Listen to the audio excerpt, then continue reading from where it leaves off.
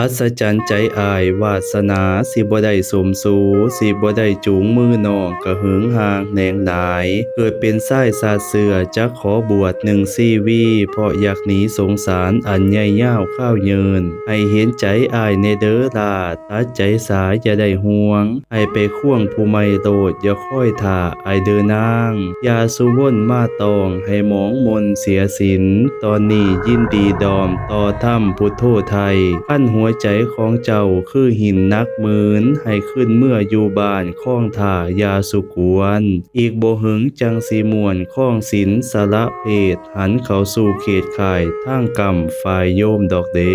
ข้าแม่นเจ้าผู้เอเสน่ห์กินจันหอมพ่อใจดีดอมไส้ผู้ใหม่มาประสงค์นั้นให้น้องหาวันมือกินดองตกแต่งเป็นผัวหักเมียแพงนอนตะแคงเสพซ่อนเฮือนเย้าอยู่เกษมอ้ายสิถือเพศเพียงบำเพ็ญพจน์พรหมจรรย์สิบ่ล่ำพันทุกข์เกียรติข่มนำมาสละทางโยมทิมสนิมใจกลัวกิเลสเหตุให้ตายจุมน้ำอบายหอนบอนไป